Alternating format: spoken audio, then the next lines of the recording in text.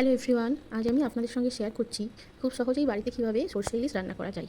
প্রথমে কাঁচা মাছগুলোতে একটু নুন হলুদ মাখিয়ে কিছুক্ষণ সাইডে রেখে দেব। আমি এখানে 4 চামচ সরষে, 3টে কাঁচা লঙ্কা ও সামান্য পরিমাণে লবণ নিয়েছি। আচ্ছা জানো তো, সরষেতে কাঁচা লঙ্কা ও লবণ দিয়ে পেস্ট করলে সরষের যে তেতো ভাবটা সেটা অনেকটা কমে যায়।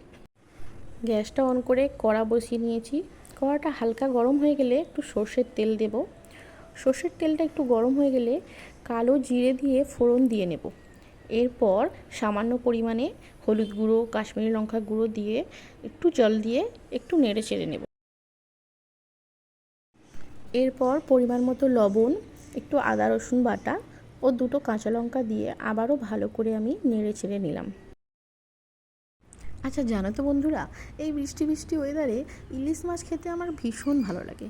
আমার মতো তোমাদের কার কার ইলিশ মাছ খেতে ভালো লাগে একটু জানিও কিন্তু। এবার এক এক করে মাছগুলো সব জলে দিয়ে একটু গ্যাসের ফ্লেমটা স্লো করে দেব। আচ্ছা তোমরা কিন্তু যখন ইলিশ মাছ রান্না করবে সর্ষের তেল ব্যবহার করার চেষ্টা করবে, কারণ সর্ষের তেল ইলিশ মাছের স্বাদটাকে দ্বিগুণ করে দেয়। এবার আগে থেকে বেটে রাখা সর্ষে বাটারটা আস্তে আস্তে মাছের উপর ভালো করে দিয়ে দেব।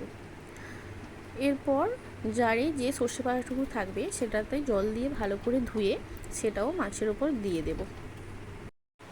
এবার কড়াটা ভালো করে নাড়িয়ে নিয়ে মশলাগুলো সব একসাথে মিশিয়ে নেব। এবার ওপর থেকে 3টে কাঁচা লঙ্কা ছড়িয়ে দিয়ে মাছটা ঢাকনা চাপা দিয়ে কিছুক্ষণ রান্না হতে দেব। তোমরা কিন্তু একবার হলেও আমার বলা পদ্ধতিতে বাড়িতে সর্ষে ইলিশটা রান্না করে দেখো। যদি ভালো লাগে আমার চ্যানেলটা লাইক, কমেন্ট আর সাবস্ক্রাইব করে নাও। 10 মিনিট পর রান্নাটা হয়ে এলে ওপর থেকে একটু সর্ষের তেল ও সামান্য পরিমাণে গরম মশলা দিয়ে গ্যাসটা বন্ধ করে দেব। এবার আমার রান্নাটা কমপ্লিট হয়ে গিয়েছে। দেখো তো আমার সর্ষে ইলিশটা কেমন হয়েছে।